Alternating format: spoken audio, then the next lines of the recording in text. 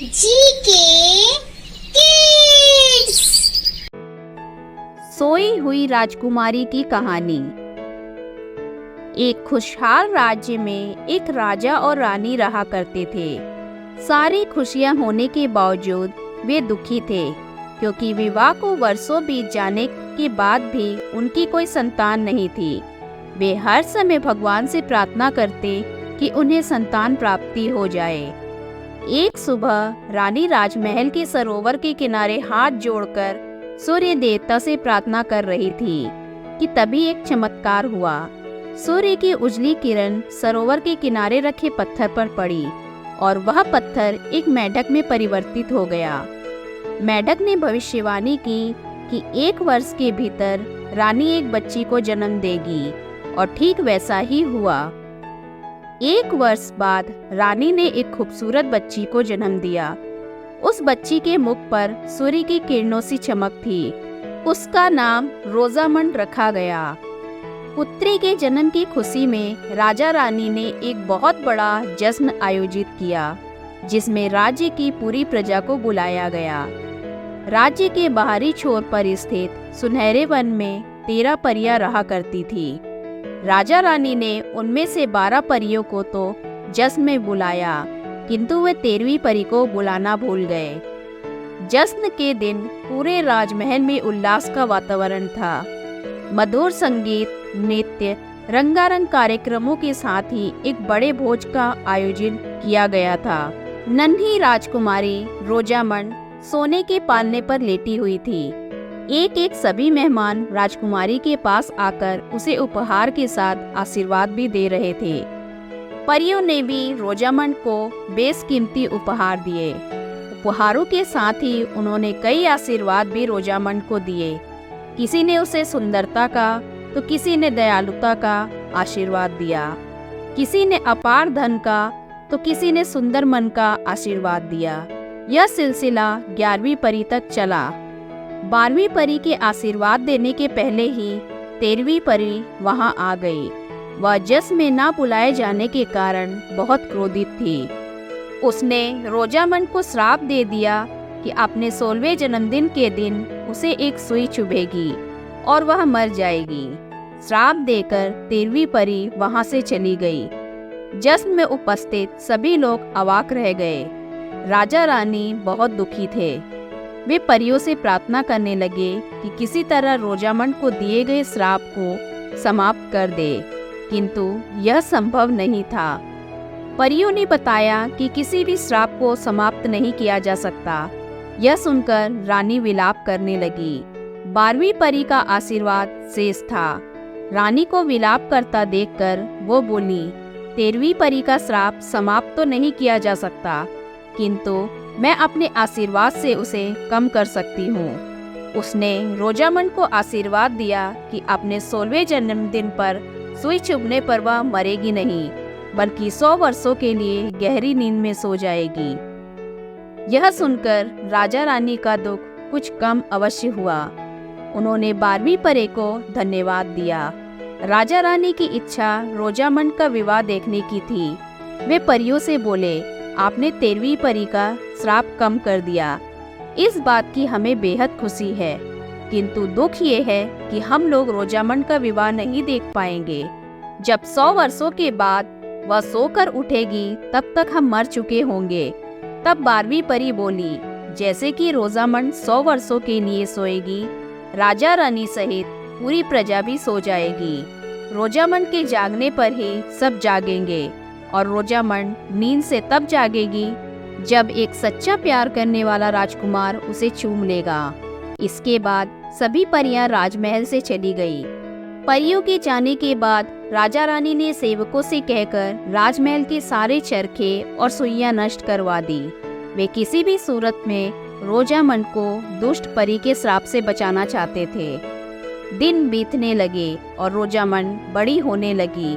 वह बहुत सुंदर और दयालु होने के साथ ही बुद्धिमान भी थी। समस्त प्रजा उससे बहुत प्रेम करती थी। आखिरकार रोजामंड का 16वां जन्मदिन आ ही गया। राजा रानी ने इस अवसर को धूमधाम से मनाने के लिए शाम को एक बड़े जश्न और भोजन का आयोजन किया था। किंतु वे चिंतित भी थे। उन्हें दुष्ट परी के श्राप के सच हो जाने की आशंका ने घेर रखा था, किंतु पूरा दिन बीत जाने के बाद भी कुछ नहीं हुआ। शाम को एक सेवक रानी के पिता का पत्र लेकर आया, जिसमें लिखा था कि रानी के पिता की तबीयत बहुत खराब है। राजा रानी तुरंत रानी के पिता से मिलने निकल पड़े। राजमहल से जाने के पहले उन्होंने अपने विश्वास पात्र दासी डायना को हिदायत दी कि वह रोजामंड का ख्याल रखे और उसे राजमहल से बाहर जाने न दे। डायना ने भी उन्हें आश्वासन दिया कि वह रोजामंड को कुछ नहीं होने देगी। राजा रानी के जाने के बाद डायना साई की तरह रोजामंड के साथ रही, लेकिन जब वह भोजन बनाने में व्यस्त हुई तो रोजामंड छुपकर बगीचे में आ गई और वहां पक्षियों के साथ खेलने लगी।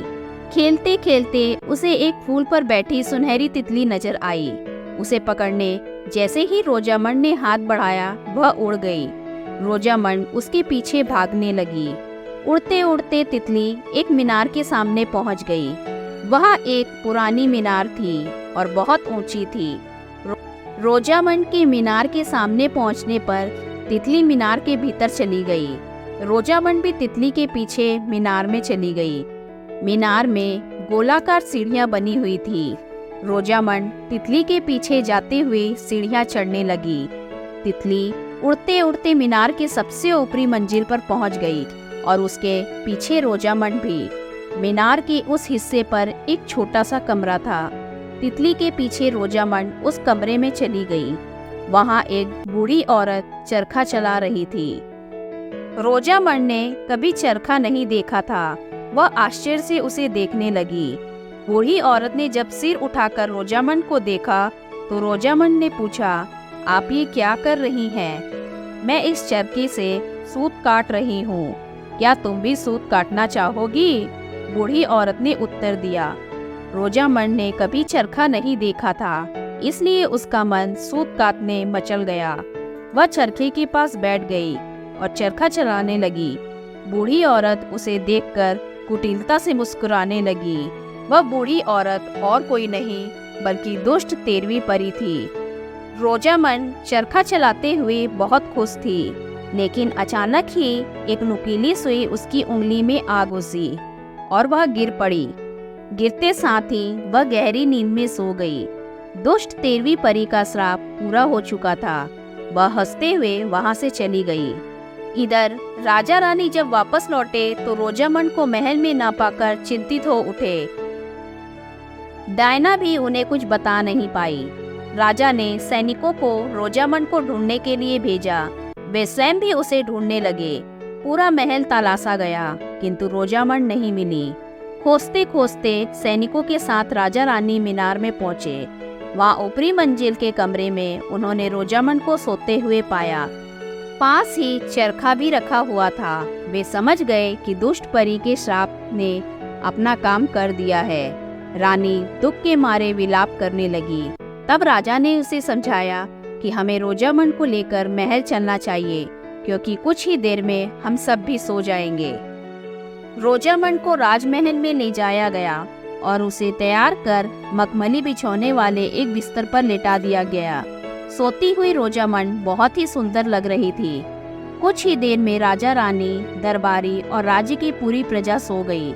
काला बादल राज्य के ऊपर छा गया और पूरा राज्य अंधेरे में डूब गया। समय बीतने के साथ राज्य के चारों ओर कटीनी झाड़ियां उग गई और राज्य उसके पीछे छुप गया। अब वह राज्य बस किस्से कहानियों में रह गया था। वहाँ की सोई हुई राजकुमारी के किस्से दूर दूर तक सुनाए जाते थे। राजकुमारी को देखने की आस में कई राजकुमार उस राज्य में जाने का प्रयास करते, किंतु कटीली झाड़ियों को पार नहीं कर पाते। कई घायल होकर वापस लौट आते तो कई उनमें फंसकर मर जाते। राजकुमारों को मौत की खबर फैलने के बाद सबने वहां जाना छोड़ दिया। ऐसे ही 100 वर्ष बीत गए। एक दिन इवान नामक राजकुमार ने सोई हुई राजकुमारी की कहानी सुनी। कहानी सुनकर वह उसे चाहने लगा। उसने तय किया कि वह उसे एक बार देखने अवश्य जाएगा और उसे नींद से जगाने का प्रयास करेगा। खतरे को देखते हुए सबने उसे वहां जाने से मना किया, किंतु वह नहीं माना और रोजामंड की खोज में निकल पड़ा। कई दिनों की लंबी यात्रा के बाद वह कटीली झाड़ियों के पीछे छुपे उस राज्य के पास पहुंच गया जहां रोजामंड सोई हुई थी। जिस दिन वह वहां पहुंचा तब तक रोजामंड को सोए 100 वर्ष पूरे हो चुके थे। राजकुमार इवान ने कटीली झाड़ियों को किसी तरह अपनी तलवार से काटकर पार किया और राज्य में घुस गया।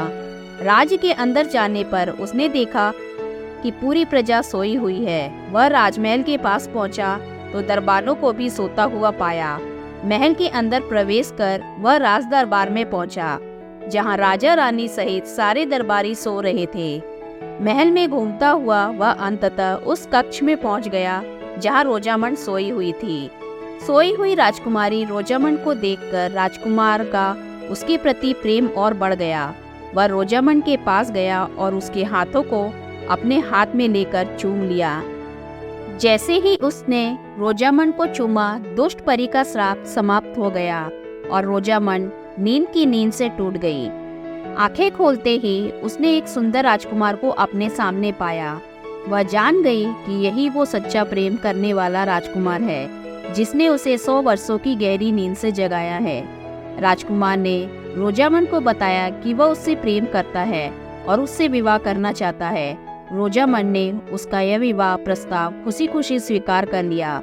दोनों उस कमरे से निकलकर राज दरबार में पहुंचे तो देखा कि राजा रानी और सभी दरबारी भी नींद से जाग चुके हैं। सबने रोजामंड और राजकुमार इवान का स्वागत किया। रोजामंड ने राजा रानी को राजकुमार से मिलवाया।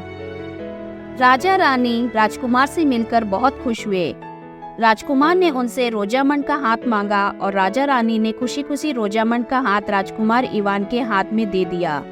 राजमहल के ऊपर छाए काले बादल हट गए और वहां सूर्य फिर से चमकने लगा।